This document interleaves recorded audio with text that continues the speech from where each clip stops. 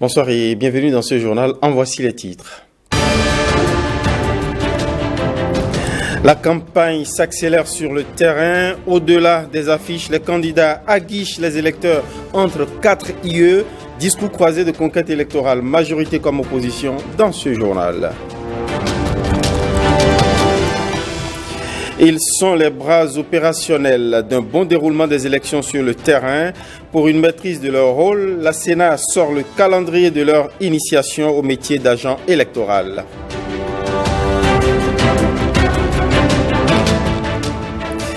À peine installée que l'autorité de régulation de la santé est confrontée à des dossiers délicats, quelle est l'étendue des défis à relever par ce cénacle d'experts parmi les plus capés de la santé? Réponse dans ce journal.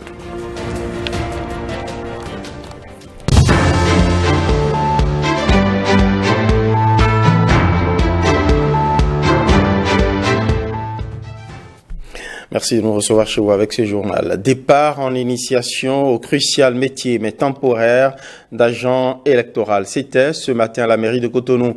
Moment important dans le chronogramme de la Commission électorale nationale autonome. Elle a lancé, cette commission aujourd'hui même, la formation des agents électoraux, de leur maîtrise des rouages, de la conduite des opérations de vote dépend de loin la réussite ultime du processus électoral. Écho avec Alain Sochoumain et Mathieu Soken.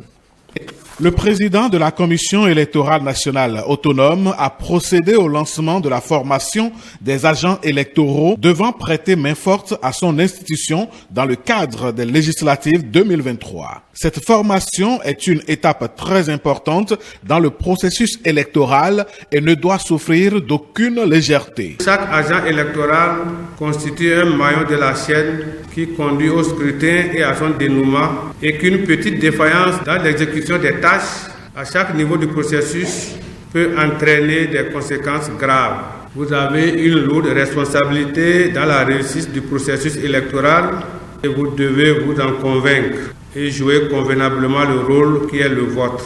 Et pour ce faire, il faut que vos capacités soient renforcées.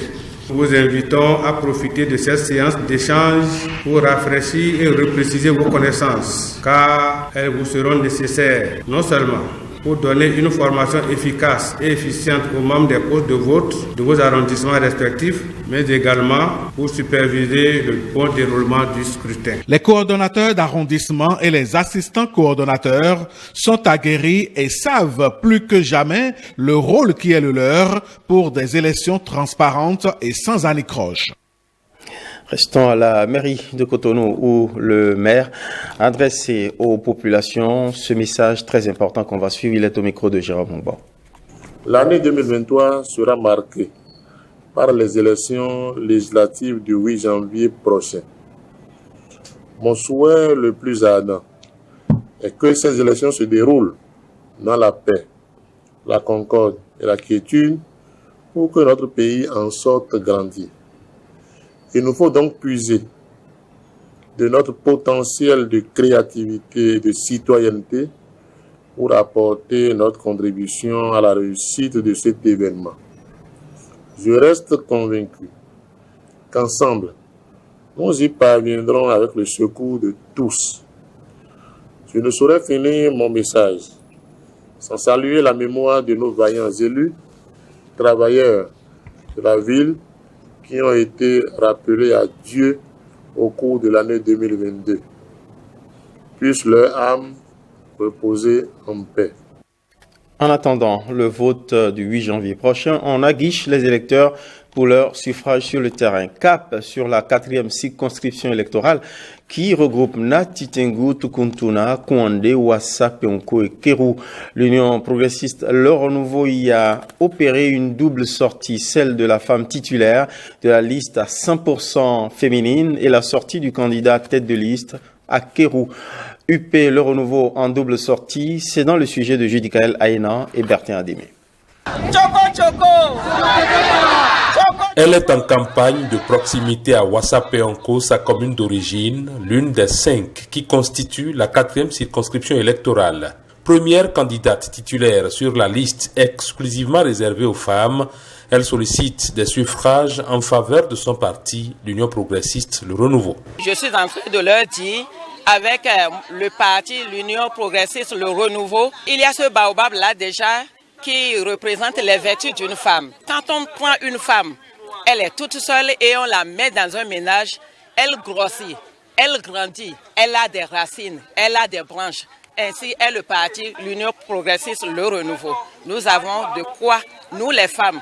C'est une première qu'on nous donne une place importante pour répondre aux aspirations de notre population et de la gente féminine.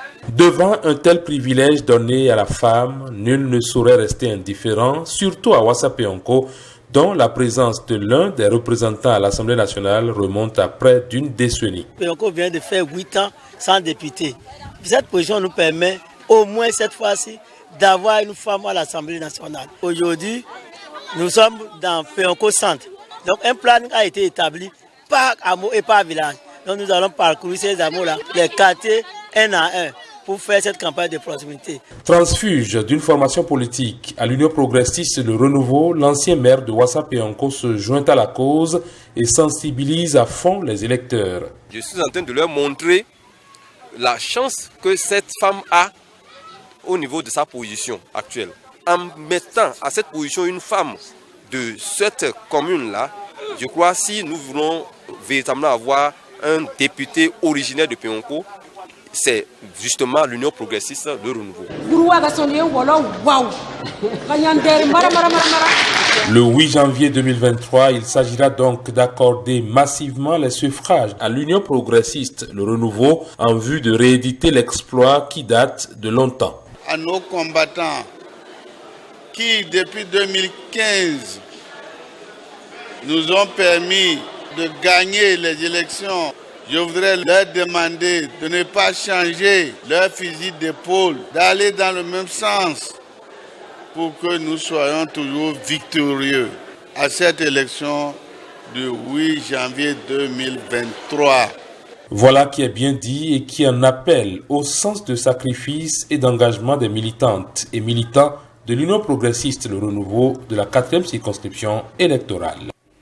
Restaurer la démocratie, rassembler tous les Béninois autour d'un idéal commun, c'est le message adressé aux électeurs par le parti Mouvement Populaire de Libération. Egg Tagali, titulaire MPL dans la 3e circonscription électorale, est assez éloquent à ce sujet. On l'écoute au micro de Théodore Gandjeko et de Roland Tchanka. Nous, on s'est donné une mission d'aller sur le terrain. Les moyens que nous avons, c'est des arguments.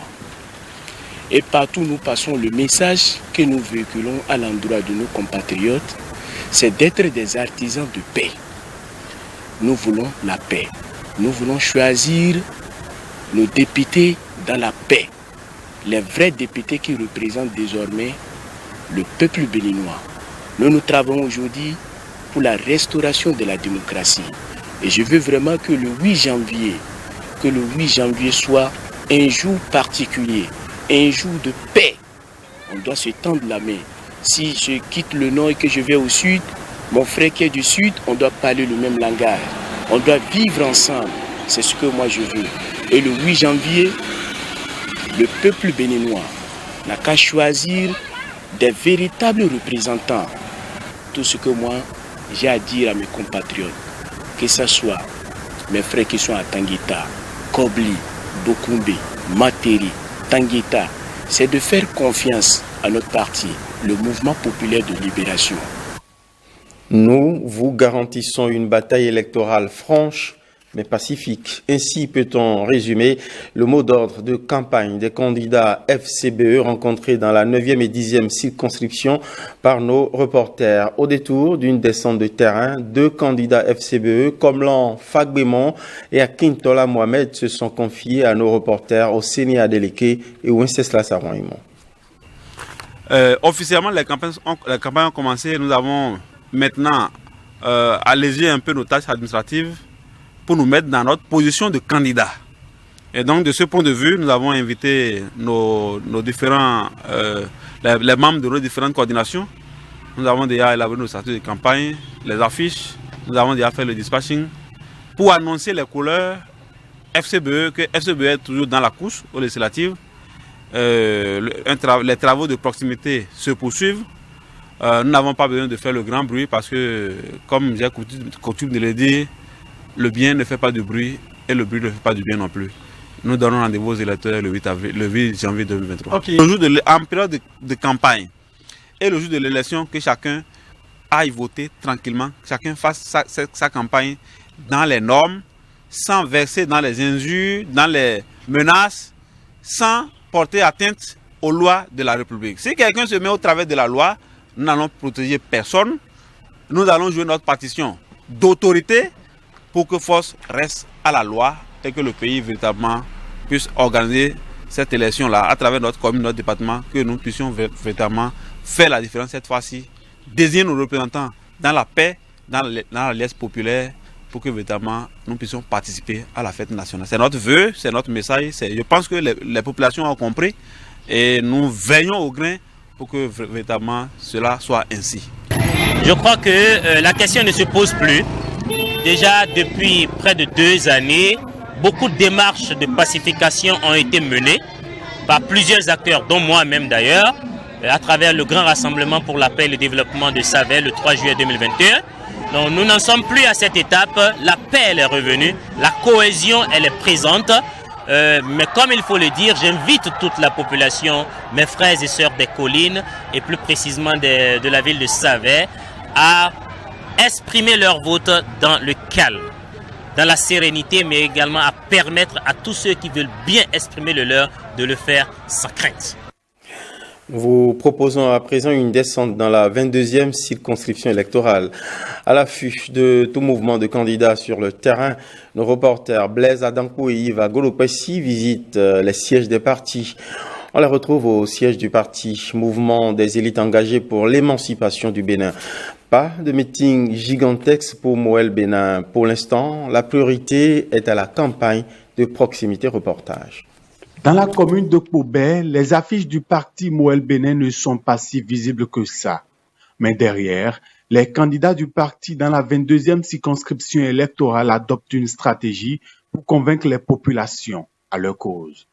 En fait, la campagne se déroule très bien, puisque Moël Bénin n'a pas attendu la campagne avant de commencer petitement son travail, afin que le soir du 8 janvier soit une victoire parfaite. Chez Moël Bénin, il est vrai, Moël Bénin est un jeune parti, pour ne pas dire un petit parti, mais un jeune plutôt, mais qui fait la politique plus que les anciens partis.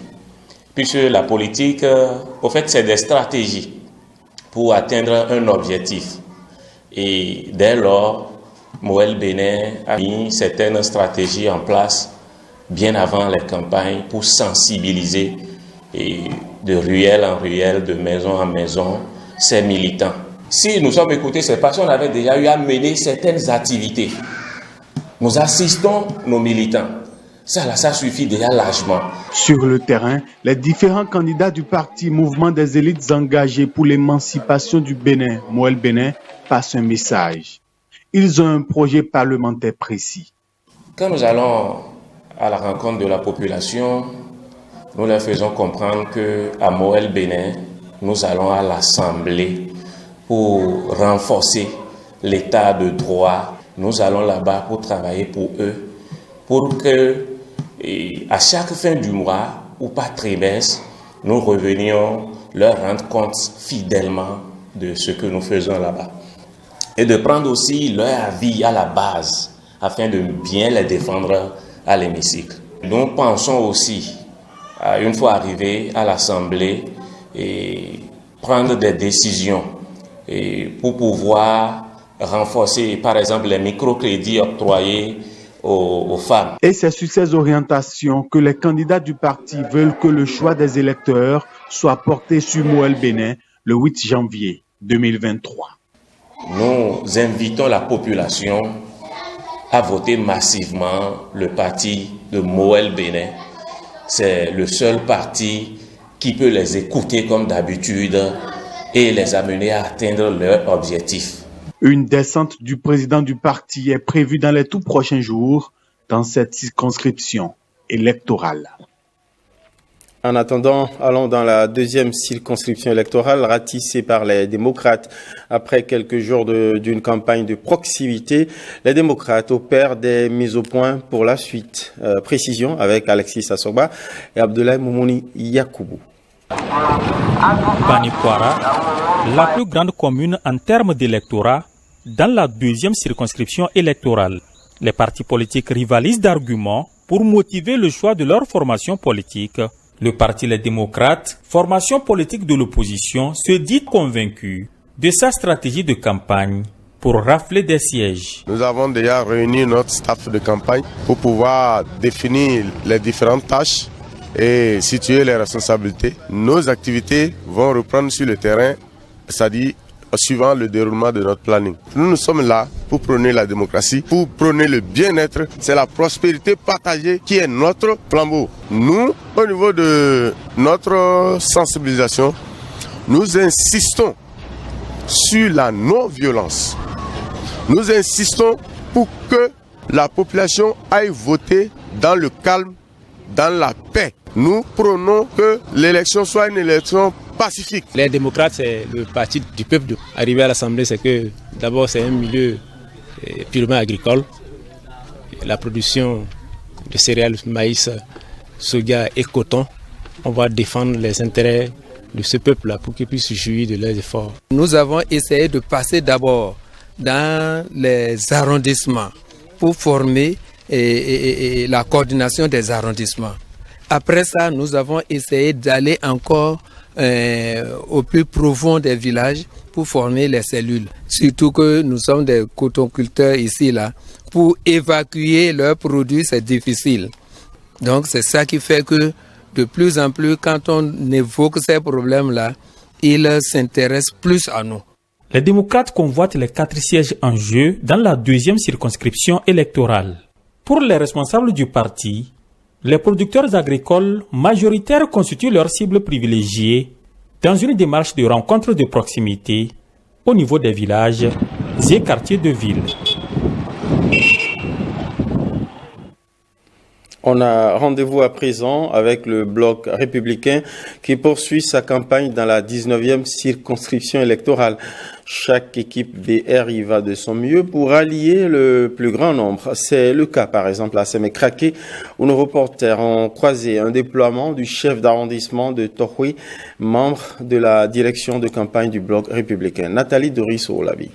Le chef d'arrondissement de Tohoué, membre de la direction de campagne du parti Bloc républicain, dans la 19e circonscription électorale, en pleine distribution d'affiches aux membres des cellules de base. Nous sommes à Sémécraké, arrondissement de Tohoué, commune de Sémékboudji. À Sémékboudji, là où je travaille de jour comme de nuit, il faut dire que la machine est totalement huilée. Elle est prête, et puis les quartiers, les villages, un à un, sont quadrillés. Les structures de base, que sont les cellules, les sous-sections, toutes ces structures ont été revisitées, étoffées et redynamisées. Tout le travail est fait, l'essentiel continue d'être fait, parce que nous ne nous sommes pas arrêtés. Vous avez vu, les affiches viennent d'arriver, et que nous sommes en train de répartis vers les quartiers, vers les villages, vers les groupements, les groupes constitués et tout. C'est toujours le travail qui continue. Et ce n'est pas le premier lot. C'est un énième lot qui est en train de partir. Nous sommes en train de galvaniser les jeunes pour qu'au soir du 8 janvier, que ce soit une grande fête. Le terrain quadrillé, il est nécessaire que la paix accompagne, d'où ce message. Si j'ai un message, c'est de dire à toute la communauté, à tous mes administrés, quel que soit leur bord, de garder la sérénité que nous avons notée sur le terrain jusque-là. De faire en sorte que la paix soit notre partage et que partout, que nous puissions barrer la voie à la provocation, à la violence, à tout genre d'actes qui pourraient entacher ce processus de paix, ce comportement de paix que nous avons tous dans Tokwé et dans Semenkougui. Les membres des cellules de base disent être sereins et prêts à continuer le travail sur le terrain. Nous sommes venus pour récupérer les affiches, pour aller afficher sur les murs, dans les quartiers, dans le village. Et on avait déjà pris certaines affiches avant. Nous sommes revenus pour prendre certaines affiches pour continuer le travail sur le terrain. Pour travailler, il faut vraiment les outils. J'ai le complément des outils ce jour pour pouvoir travailler effectivement dans le village, dans les quartiers, effectivement dans le contrôle du bloc républicain. Dans la 19e circonscription électorale, les républicains se disent confiants. On revient à Cotonou dans le 4e arrondissement. Nous sommes dans la 15e circonscription électorale, prise d'assaut par l'Union démocratique pour un Bénin nouveau. L'UDBN a choisi la stratégie de petits cercles d'échange. L'UDBN en conclave de proximité, c'est un sujet signé par nos deux reporters au patronyme qui rime, Patrick Diossou, Bénédicte Possou. L'Union démocratique pour un Bénin nouveau, la marque des Amazones. UDBN en conclave presque chaque soir dans cette salle de conférence. Nous sommes dans un immeuble de Soudiatimé, un quartier du 4e arrondissement de Cotonou, dans la 15e circonscription électorale. Dimanche soir, lundi soir, mardi soir, à tour de rôle, femmes et jeunes, acteurs de tout secteur, viennent prendre langue avec la première titulaire, prénommée Ariane, qui, jour après jour, tisse le fil d'Ariane de sa campagne de proximité. L'UDBN, vous connaissez sa présidente, Claudine Afiavi Prudencio. Pour les élections, nous sommes 67% de jeunes qui avons été positionnés, 32% de femmes positionnées. Et si nous sommes ici, c'est pour vous dire que si vous adhérez à notre cause, vous verrez vos filles qui sont nos sœurs, vous verrez les mamans que vous êtes parler de ce qui ne va pas pour vous. C'est vous qui nous envoyez là-bas. Et si vous nous envoyez là-bas, nous ne pouvons que parler de ce qui constitue vos peines, vos difficultés. Ce qui relève de la gente féminine, il n'y a que la femme elle-même qui puisse être là pour porter de la voix, pour dire oui. C'est vrai que nos époux, nos maris, nos frères nous accompagnent beaucoup et on fait pour nous, on parle pour nous. Mais nous voudrons être ensemble avec eux pour pouvoir dire de quoi il est question véritablement. Notre mandature, légiférer autrement. C'est le logo de l'UDBN que vous voyez là. Vous voyez la carte du Bénin. C'est notre patrie, c'est notre terre. Et vous voyez dedans, quelle est notre préoccupation? Nous voulons que chacun puisse manger à sa faim. Voilà pourquoi nous avons pris le maïs. Nous avons identifié le premier besoin de tout un chacun de vous, de tout un chacun de nous. C'est sur ça que le dimanche 8 janvier prochain, vous allez mettre le cachet. Vous allez vous aider de votre souffle. Vous allez souffler dessus pendant un moment pour que l'encre puisse sécher. Et quand ça sèche bien, vous pliez votre chose. Comme ça, le bulletin, vous le pliez bien comme ça. Autant de fois que vous voulez. Hein, et vous allez vers l'une et vous glissez ça dedans.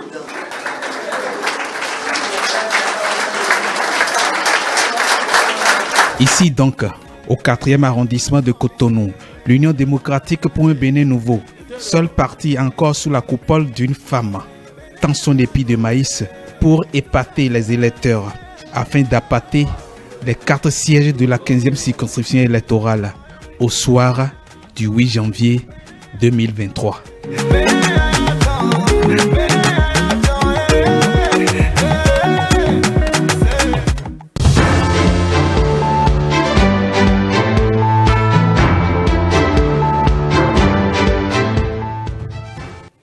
L'accès de tous à des soins de qualité et à coût raisonnable partout au Bénin.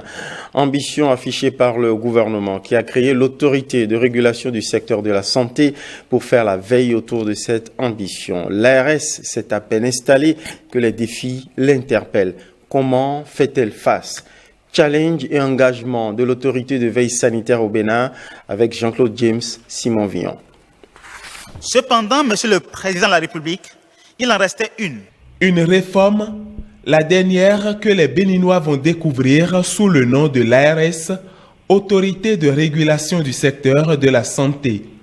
Un dispositif de bonne gouvernance aux enjeux multiples. Les enjeux défient en peu de mots, ça serait l'amélioration de la qualité et de la sécurité des soins délivrés aux populations.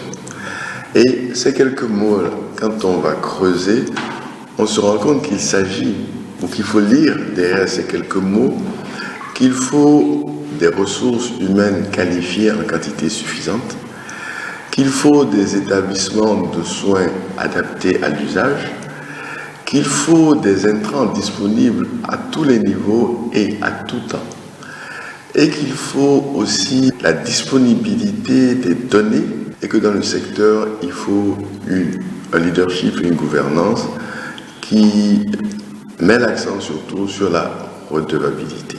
Un point capital qui résume toute l'ambition du chef de l'État pour ce secteur.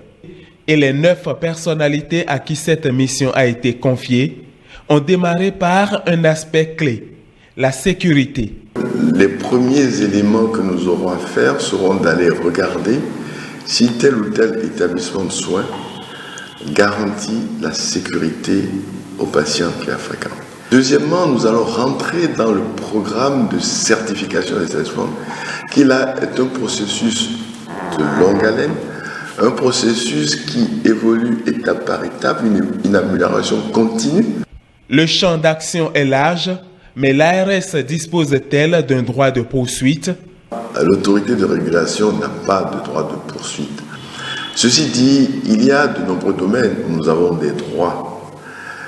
Le droit général est que tout ce que nous devons faire, c'est faire en sorte que la couverture sanitaire universelle soit une réalité. Ensuite, nous avons aussi le droit de donner des avis, que ce soit des avis consultatifs ou parfois des avis conformes.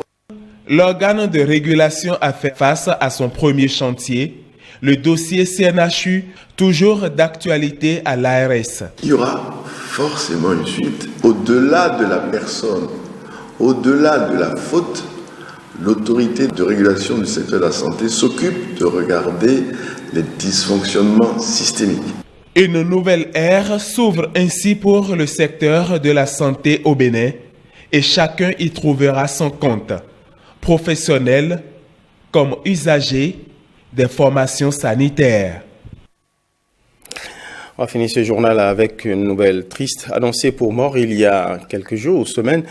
Finalement, le roi Pelé s'en est allé. Il s'en est allé à l'âge de 82 ans. Vive l'artiste qui restera par ses talents impérissables dans nos mémoires. C'est la fin de ce journal. Merci pour votre fidélité. Merci à toutes les équipes qui ont contribué. Bonsoir chez vous.